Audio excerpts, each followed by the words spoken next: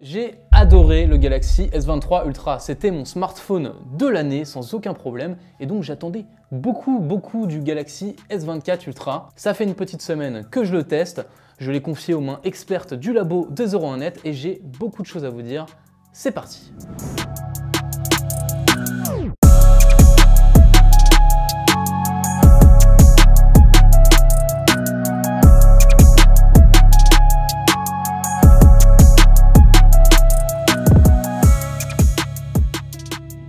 Alors attention, si vous avez peur des gros smartphones, alors là vous n'allez pas être servi pour le coup puisqu'on est sur un mastodonte, on a quand même 6,8 pouces de diagonale et on est sur un bloc. Alors moi j'étais habitué au Galaxy S23 Ultra donc ça m'a pas forcément choqué, mais si c'est un smartphone qui vous intéresse, sachez-le quand même, à une main c'est un peu une tannée à utiliser. J'avais un petit peu perdu l'habitude entre les deux, j'ai utilisé d'autres smartphones, je suis revenu dessus, j'étais genre... j'arrive plus, je suis obligé d'utiliser mes deux mains à chaque fois, c'est quand même un truc à savoir. Alors ok, ils ont rajouté du titane et ils ont récupéré quelques grammes au passage, c'est quand même un smartphone qui pèse son poids, hein, pas besoin d'aller à la salle, si on a la chance d'avoir un S23 et un S24, on est servi. En plus de cela, au niveau du design, il n'y a pas énormément de différence, j'en avais déjà parlé dans la vidéo de prise en main, je vous invite à aller la voir si ce n'est pas le cas. On est sur exactement le même design, à ceci près qu'on a désormais des tranches plates et un écran plat en façade. Ça change pas le schmilblick énormément. Moi, je trouve que c'est légèrement plus confortable. On a une meilleure assise comme ça, on a un peu moins peur de le faire tomber, mais bon, voilà, c'est du détail quoi. Au niveau de l'écran, en revanche, moi, j'avoue que je suis un peu en deuil de l'écran incurvé. Je sais qu'il y a plein de gens qui en ont marre de l'écran incurvé. Bon, c'est vrai que quand on regarde les deux l'un à côté de l'autre, et bah, on a un peu moins cette impression d'écran infini, d'immersion, etc. Donc là, on voit les bordures de l'écran. Voilà, il y a un petit peu moins de rêve quand on regarde cet écran. D'ailleurs, on dit que l'écran incurvé a pas très bonne presse, mais en fait, je sais pas exactement ce qu'il en est. Vous, qu'est-ce que vous en pensez? N'hésitez pas à me le dire en commentaire, ça m'intéresse.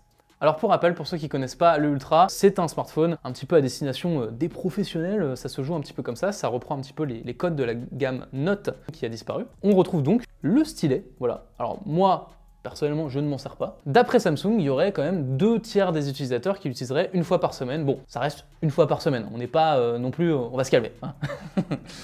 Il n'y a pas de bloc photo, les modules photos sont directement posés sur le dos comme ça.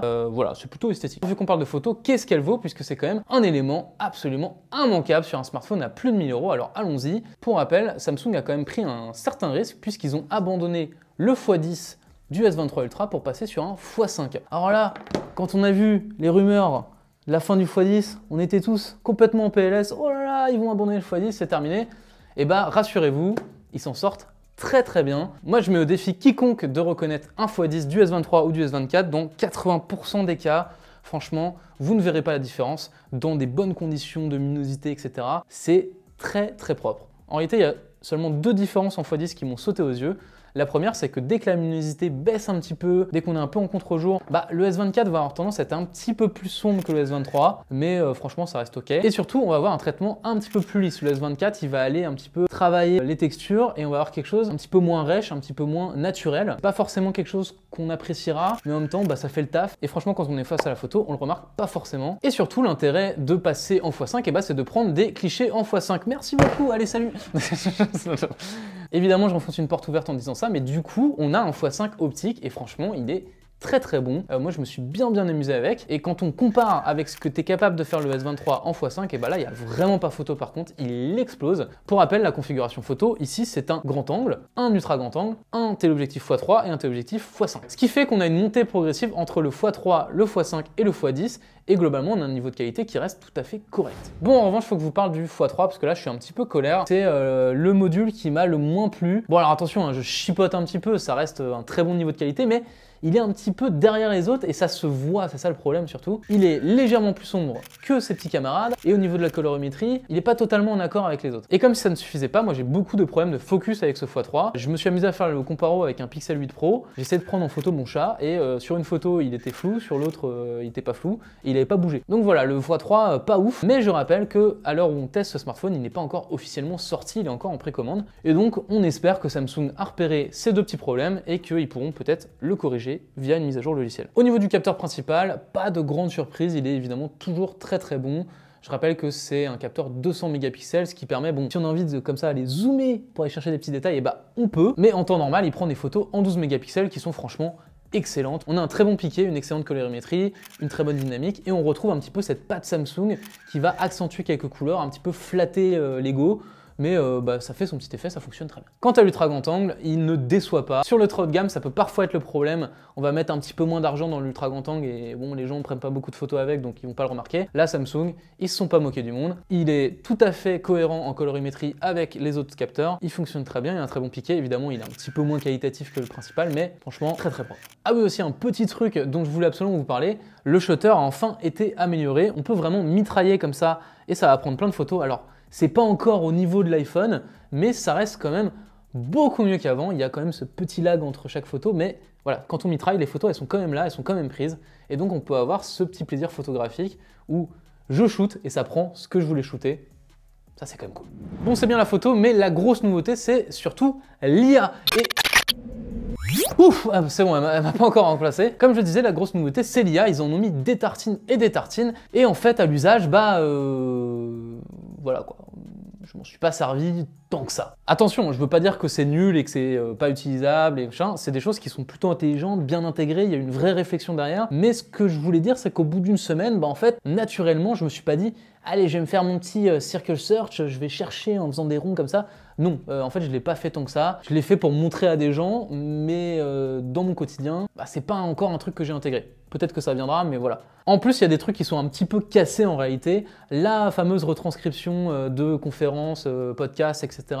dans l'enregistreur vocal. Je me suis amusé à le faire sur un podcast où, bon, l'IA, elle a quand même pas tout compris. Bon, après, j'ai des collègues comme Anne du Journal du Geek qui a testé sur une conférence en anglais. Et là, par contre, c'était nickel, il m'a dit. C'était même super pratique pour les journalistes. Donc, voilà, à voir. Peut-être que le français va un peu s'améliorer aussi. Pareil, les résumés d'articles.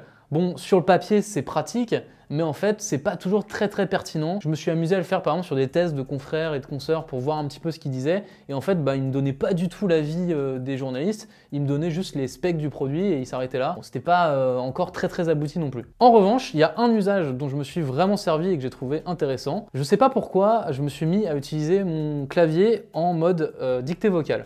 C'est-à-dire que là, plutôt que d'écrire mes textos, j'avais un peu la flemme et je parlais à mon smartphone et ça écrivait à ma place. Souvent, ça manque un petit peu de précision, c'est un peu cassé, etc. En utilisant l'assistant message de Samsung, ça permettait de retranscrire globalement ce que j'avais dit dans un style adapté, amical, formel, etc.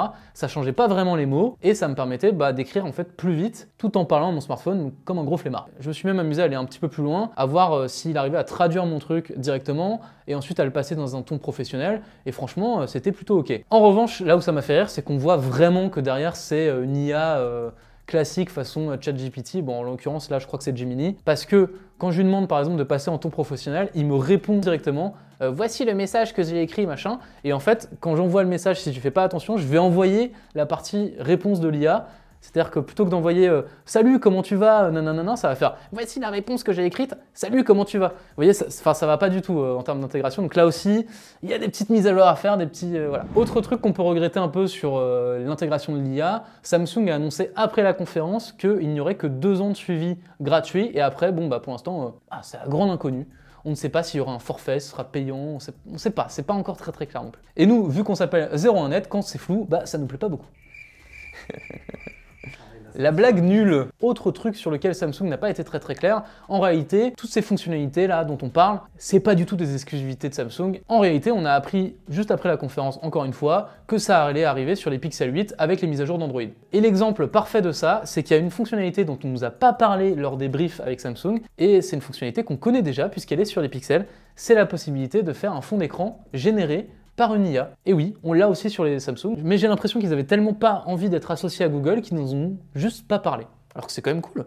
En photo aussi, on a des bonnes idées, un peu rigolotes, mais en réalité, ça fonctionne pas de fou.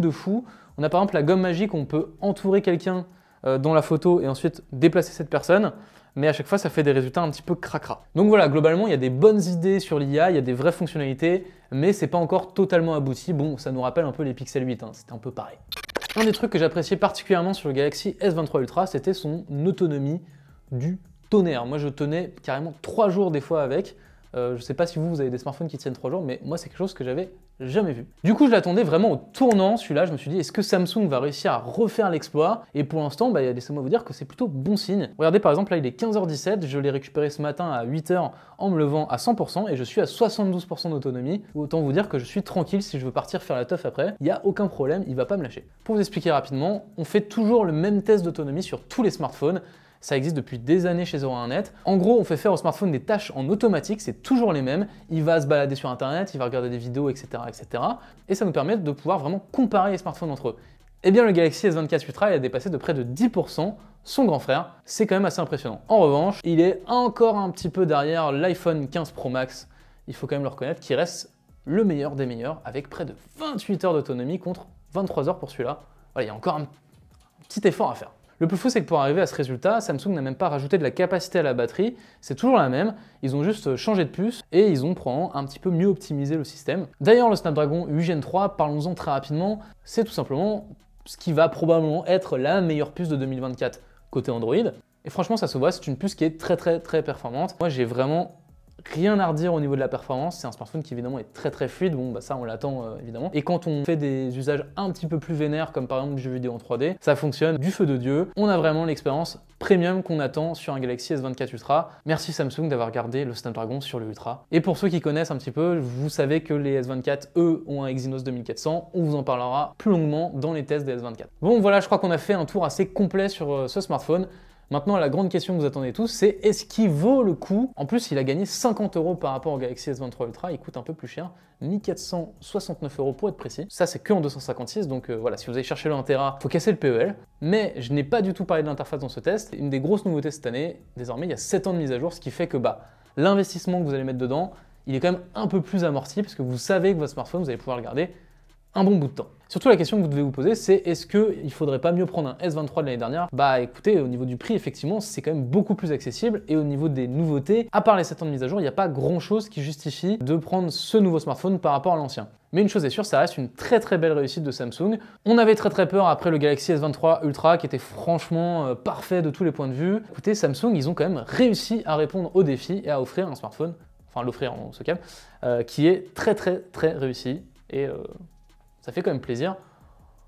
Maintenant, un petit peu de nouveauté s'il vous plaît la prochaine fois quand même. Merci à tous d'avoir regardé cette vidéo jusqu'au bout, j'espère qu'elle vous aura plu.